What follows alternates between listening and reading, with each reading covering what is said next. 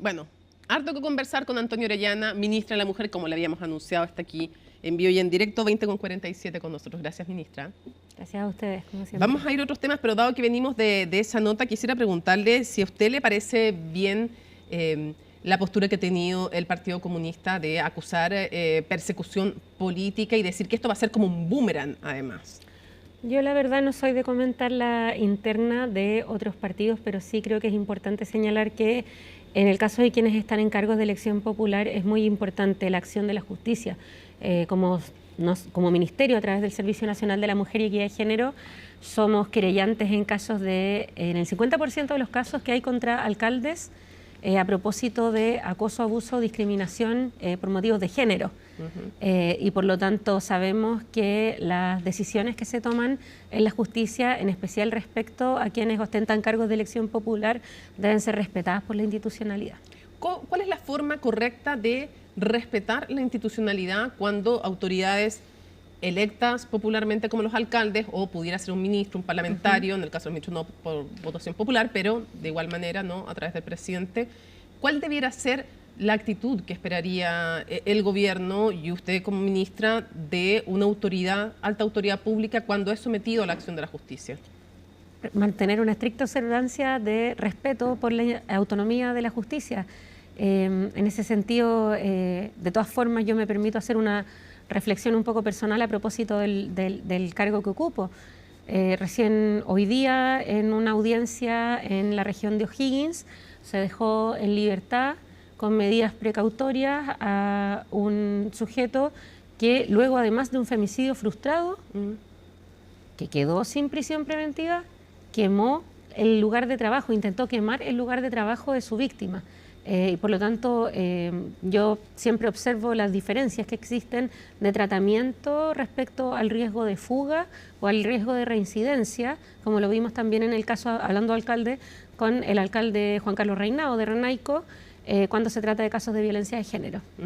Ahora, en este caso, lo que se ha dicho de parte del presidente del Partido Comunista y de otras figuras, lo que se ha dicho es que lo que ha ocurrido con el alcalde Jadwe para ellos es extraordinario, que escapa el entendimiento o la lógica y que es desproporcionada como medida la prisión preventiva. Creo que desde el caso de la exalcaldesa de Antofagasta, Karen Rojo, me parece evidente que se ha ido tomando de forma más estricta esa decisión por parte del Ministerio Público, y eso es parte de sus competencias y es parte de las competencias del tribunal acogerla. O sea que pedir la prisión preventiva ha sido ya la norma, no la excepción. Diría que sí, y de hecho, bueno, lamentablemente en el caso del alcalde Reinao eso no ocurrió y vimos las consecuencias, y actualmente tampoco está ocurriendo con el alcalde de Cunco. ¿Incomoda al gobierno cuando empiezan todas estas acusaciones de persecución política a la Fiscalía, a la Justicia e incluso al propio gobierno? Porque se dijo que esto también estaba digitado vía el Consejo de Defensa del Estado por la cercanía con La Moneda y al Frente Amplio. Me parece que el Consejo de Defensa del Estado es un organismo autónomo. En ese sentido, quienes sean cercanos a alguien que está enfrentando un proceso judicial tienen la libertad de apoyarlo como deseen, pero quienes estamos, creo, en espacios de toma de decisiones y en poderes que interactúan con el Poder Judicial, debemos respetar esos procesos. Y respecto del tema de, se ha dicho, ya se menciona a Katy Barriga, la exalcaldesa de Maipú, y se dice, bueno, es que ella no quedó en prisión preventiva, aunque la Fiscalía lo pidió. El juez no lo concedió. Y algunos dicen que podría tener algo que ver el género. ¿Tiene que ver algo con perspectiva de género el que alguien no se lo deje con prisión preventiva? ¿O más bien son las diferencias propias de los distintos jueces? Porque frente a este caso... Hasta donde yo conozco, porque no soy ni interveniente en el caso, pero sí lo que se ha trascendido públicamente es que uno de los motivos para decretar la prisión domiciliaria, en este caso, fue el hecho de tener un hijo que es parte del espectro de trastorno autista. Pero eso podría ser con un hombre o con una mujer. Con un hombre o con una mujer. Ahora, no me puedo evitar referir a que, de hecho, la semana pasada nuestra subsecretaria Luz Vidal estuvo visitando la cárcel de San Joaquín, donde tenemos 2 módulos cuna, es decir, donde hay niños, y al parecer no se aplica ese mismo criterio respecto al cuidado de los niños para quienes son acusadas o condenadas en casos principalmente vinculados a la Ley 20.000 y muy marcados por la pobreza. Hablemos del tema de la ley antidiscriminación solamente antes, entonces, para entender el concepto que usted quiere transmitir como miembro del comité político, porque en este gobierno el CERNAM es el Ministerio de la Mujer, más bien. Sí, se me cayó el carnet, lo siento, se me cayó el carnet, pero pesado ya.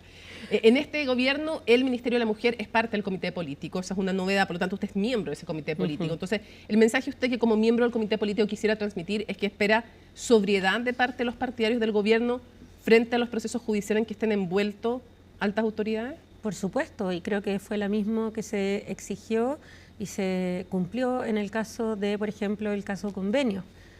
Creo que es importante el mantener una estricta apreciación por la separación de poderes y entender cómo esto puede impactar al gobierno. Y no acusar entonces campañas políticas en contra.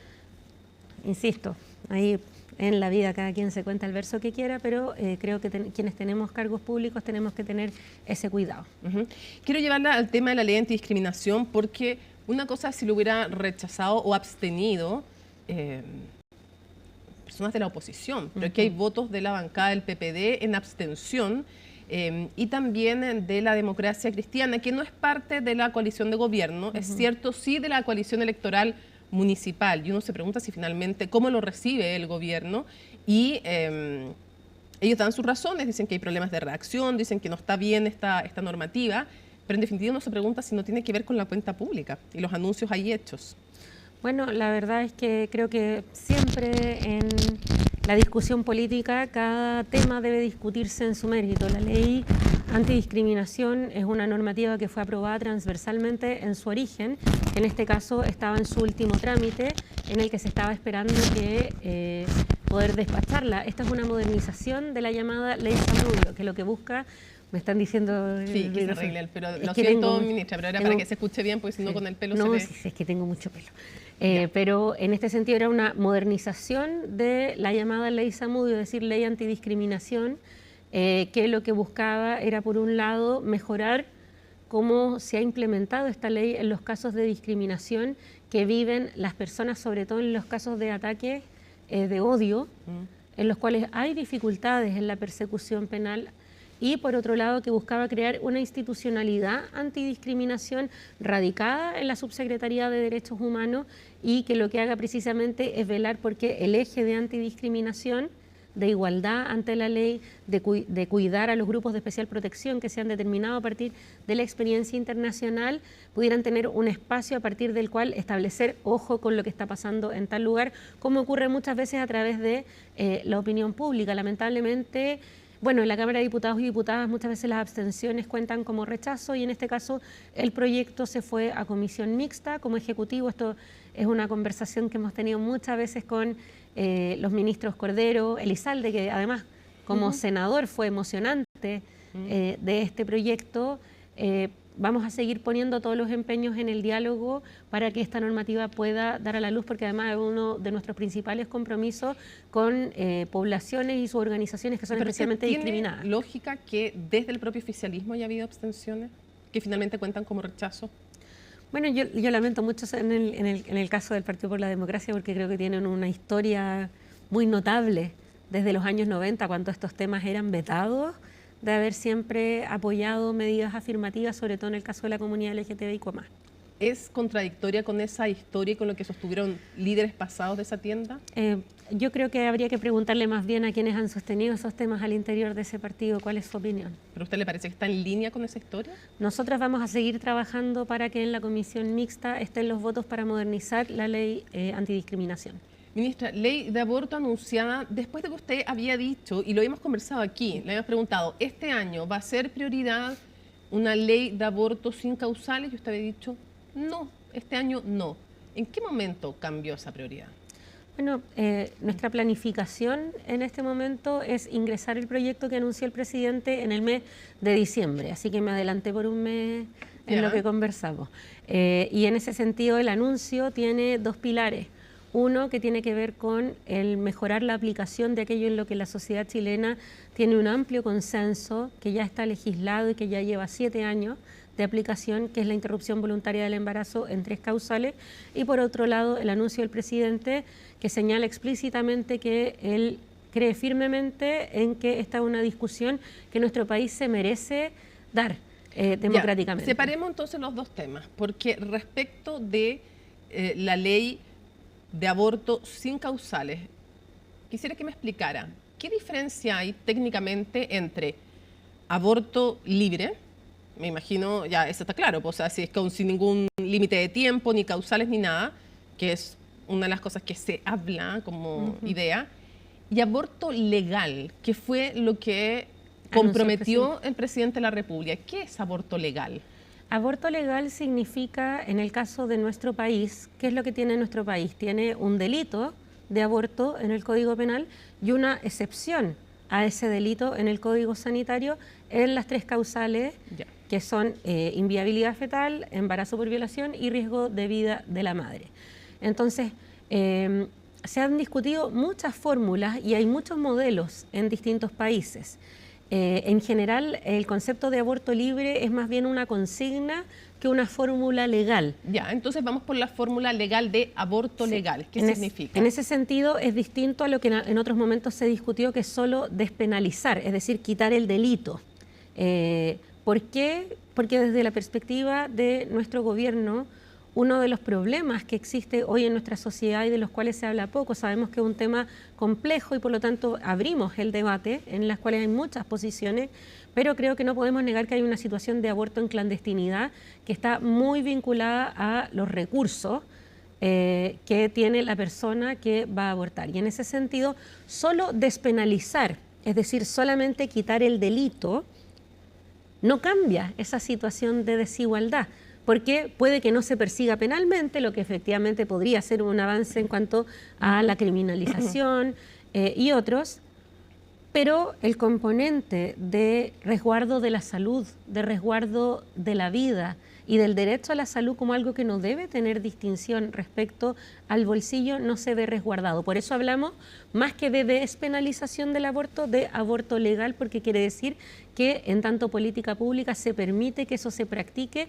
en el marco de nuestro sistema, digamos, y de nuestras instituciones de salud. Entonces esto quiere decir que una mujer va a contar con la garantía legal de poder practicarse un aborto sin tener que esgrimir una causal. Una de las 3 causales. Por supuesto, eso es algo en lo que vamos a preparar una propuesta, tal como lo hemos hecho con cada uno de los proyectos de ley que ha presentado nuestro ministerio con sociedad civil, pero quiero decir que no hay ningún país en el mundo que tenga modelos de aborto legal que no tenga algún tipo de límite, tanto sea por plazo, tanto sea por causales que se van esgrimiendo conforme avanza la edad gestacional. Pero lo que entiendo es que lo que van a proponer entonces es un aborto legal, sin causales, pero con límite de tiempo. Así es, esos son los pilares en los cuales en torno estamos trabajando, pero que nos interesa también discutir ampliamente con las fuerzas políticas, pero creo que muy importantemente con quienes han impulsado esta discusión y sin las cuales no tendríamos ni pastilla el día después.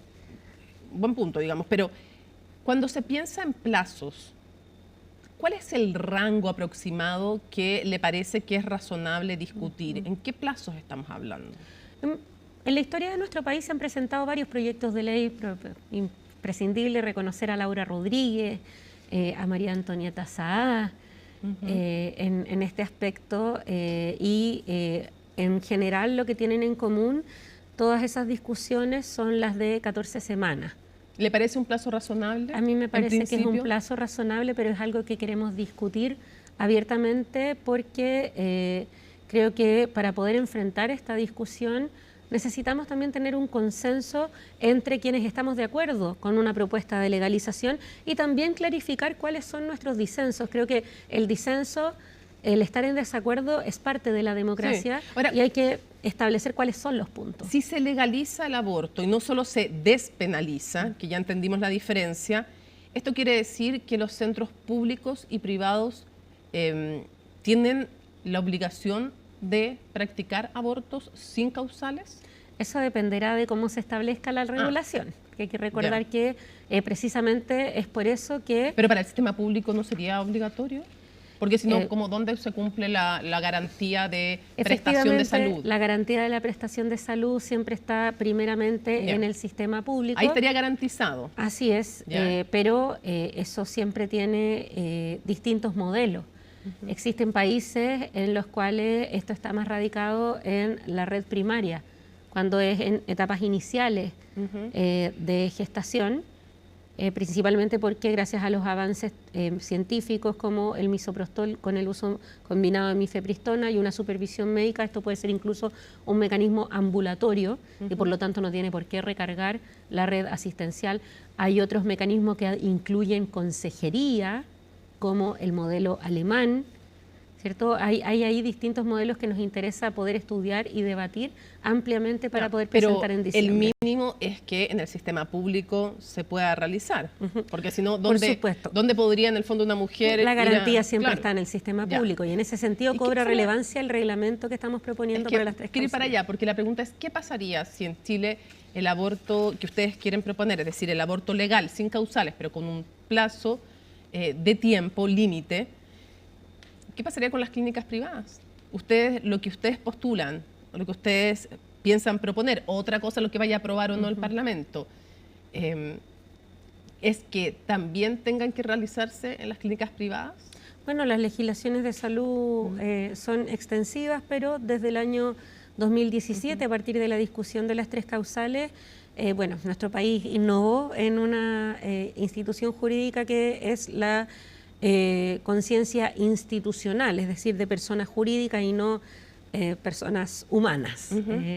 Y en ese sentido habría que discutir si eso se mantiene en este nuevo modelo. En el caso de las tres causales, eso ya está asentado. Hay un conjunto de instituciones que son objetoras institucionales que se registran ante la Seremía de Salud correspondiente.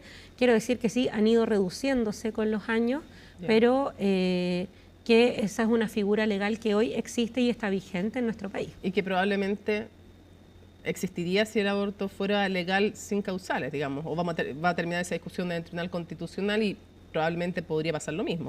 Es una discusión que yo creo que es única en el mundo. Ahí sí que no tenemos dónde ir mirando porque acá prácticamente inventamos la objeción de conciencia institucional. ¿A usted le parece que lo razonable es que sean las personas y no las instituciones las que puedan ejercer la objeción de conciencia? Yo creo que es una discusión interesante porque abre el debate respecto de si las instituciones pueden tener conciencia respecto a esta materia, respecto a cuál es otra. Por ejemplo, en el caso de salud, por ejemplo, las fallas, las negligencias. Ahí no se negaran a, no sé, transfusiones de sangre, por ejemplo. Por ejemplo, y bueno, afortunadamente, en mi opinión, nunca ocurrió, sí. Estoy llevando al extremo el raciocinio. Pero son extremos que ocurren y, por ejemplo, a partir de la vacunación, las Cortes deben intervenir en favor, por ejemplo, de los derechos de los niños y niñas para que se cumpla con el esquema de vacunación básico de nuestro país. Ministra, quiero preguntarle, porque ha habido una discusión respecto del tema del aborto tres causales. Lo primero que quiero preguntarle, en términos generales, ¿hay mujeres que no estén pudiendo practicarse un aborto en caso de riesgo de vida a la madre por violación o por inviabilidad fetal porque no hay una institución que no sea objetora de conciencia cerca o porque muchos médicos son objetores de conciencia o se ha logrado salvar de alguna manera la situación?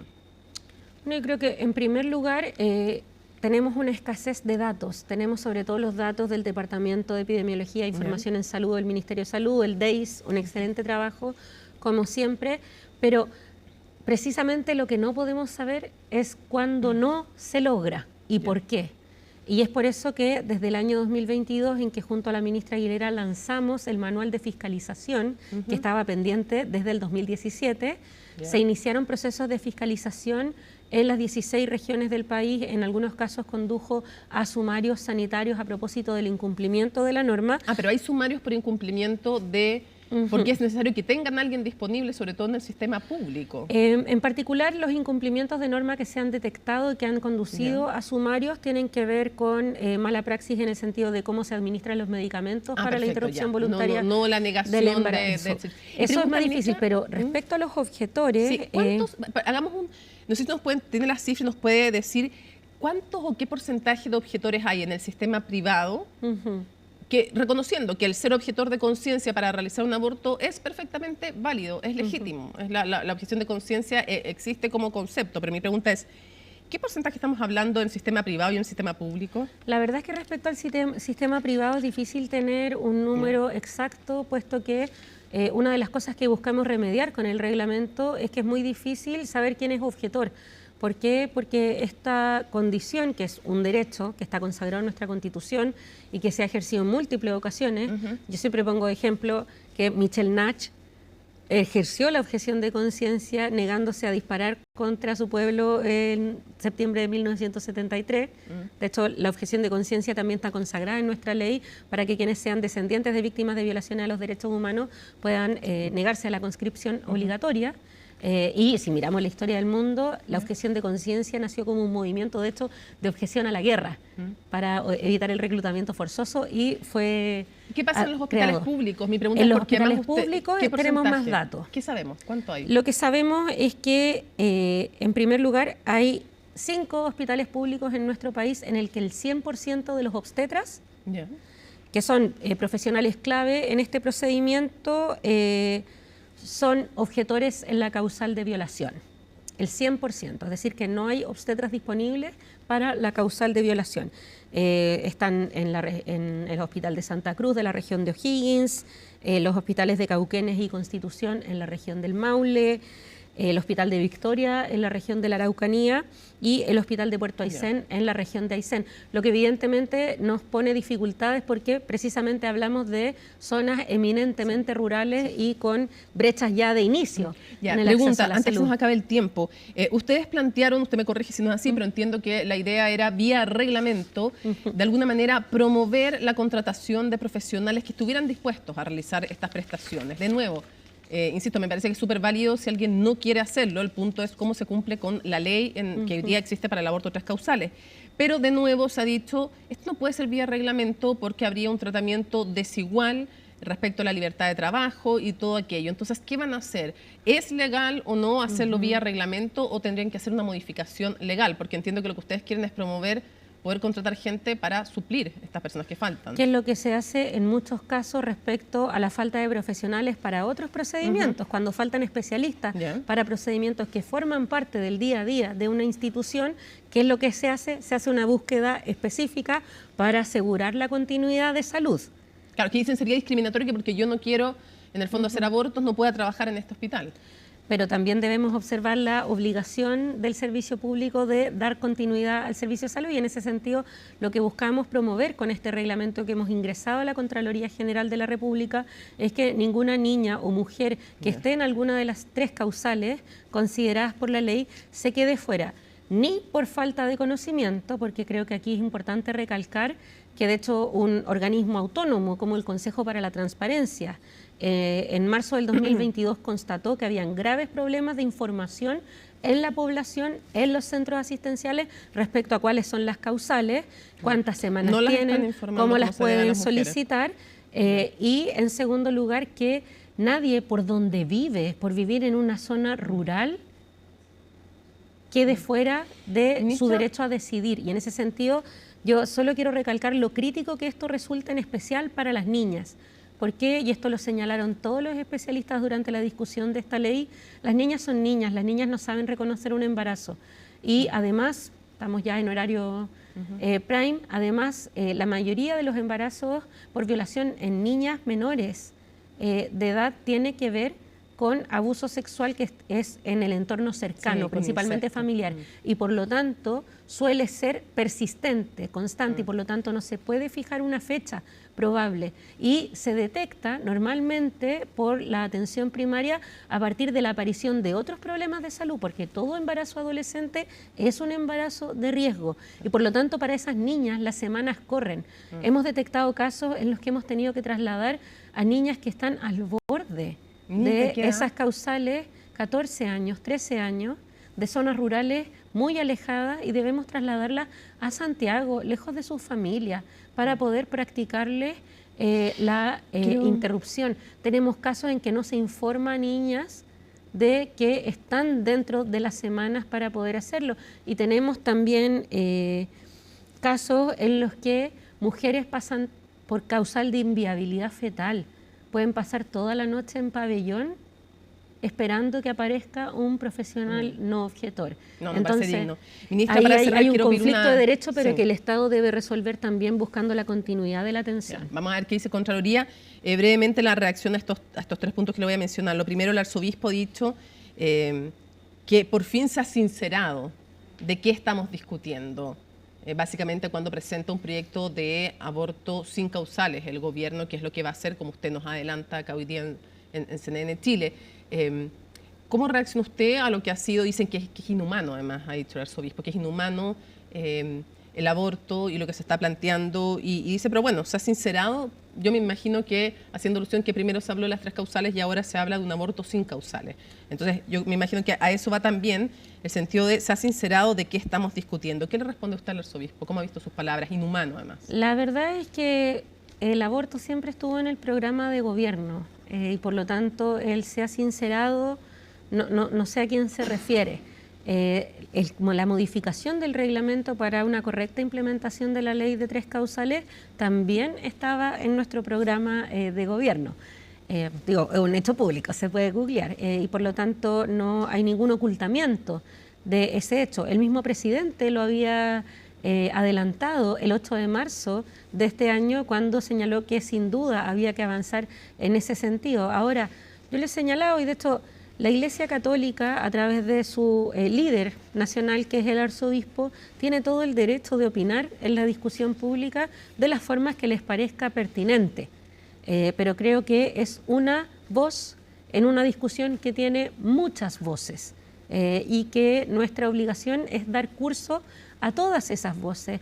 Y ahí es pertinente recordar que nadie en este país puede arrogarse el estar representando la voz del pueblo de Chile. ¿Por qué? Porque distintos estudios, la encuesta nacional de sexualidad del Ministerio de Salud, que tiene una base muestral de 20.000 personas, la encuesta del Centro de Estudios Públicos, que me imagino no será acusada de progobierno, la encuesta Academ, todas van mostrando, y la encuesta Ipsos Global también, que se va aplicando hace muchos años, muestran en primer lugar que solo una minoría del país, en el caso de la encuesta CEP, 19% de las personas están de acuerdo con una criminalización del aborto. En segundo lugar, que hay un 30%, que evidentemente no es una mayoría, yo creo que en eso no estoy ocultando nada, solo un 30%, en esa encuesta al menos, se declaran a favor de un aborto sin causales, que esté legal. Y hay una mayoría muy amplia que apoya las 3 causales. Está directa una postura minoritaria el arzobispo, entonces. Yo señalaría que tiene una postura legítima, que es parte del debate, pero que no puede arrogarse la voz del pueblo de Chile, yo tampoco, nadie. Ya. Cierro preguntándole, por lo más breve que podamos, por 2 reacciones, porque se nos acabó el tiempo, ministra. Evelyn Matei ha dicho que no es prioritario y que es raro que se hable de este tema porque ya hay proyectos en el Parlamento, es efectivo que hay proyectos en el Parlamento, y que no es prioritario. Y lo segundo, ¿qué le responde la democracia cristiana? Ha pedido reciprocidad, estaban molestos. Ahora, la pregunta es, si tenían en su programa de gobierno, Yasna Proboste, el aborto sin causales, legalizar el aborto, ¿no debieran estar con la... ¿No hubiera esperado usted que estuvieran con la postura del gobierno? Yo no presumo ninguna intención previa. Tal como señaló hoy día la senadora Proboste, se van a revisar los proyectos en su mérito. La posición que han señalado los parlamentarios de la democracia cristiana también ha sido debatida por su exsecretaria general, Cecilia Valdés, también ha sido debatida por su propio Frente Feminista Demócrata Cristiano. Me parece que es una discusión que ese partido debe dar y que tienen plena libertad de darla. Y vamos a buscar propuestas que tengan el máximo consenso posible, cumpliendo siempre, digamos, la directriz que nos ha entregado el presidente al Ministerio de la Mujer y Equidad de Género, que es presentar un proyecto de aborto legal. Respecto a la alcaldesa Matei,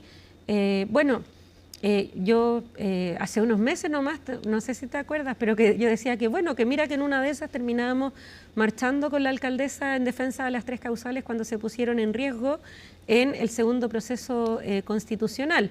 Y en ese sentido creo que hay muchos proyectos en discusión en el Congreso se podrá discutir el mérito de cada uno, y eso es precisamente lo que hace el Ejecutivo al priorizar urgencias, y es evidente que las urgencias del Ejecutivo han estado en el fast track legislativo de seguridad y economía.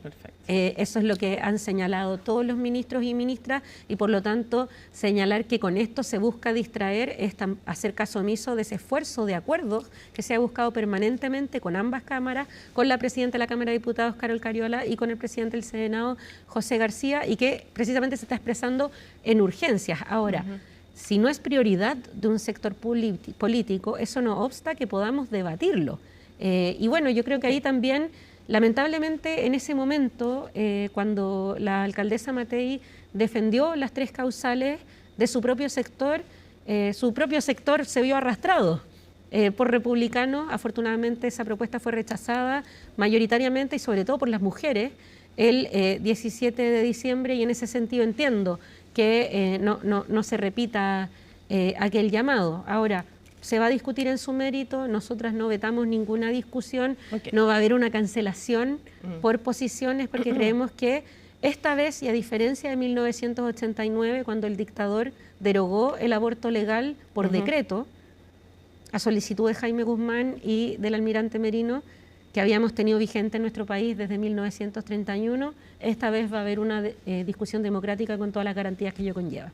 Ministra, muchísimas gracias por habernos acompañado en CNN Prime. Que tenga muy buenas noches.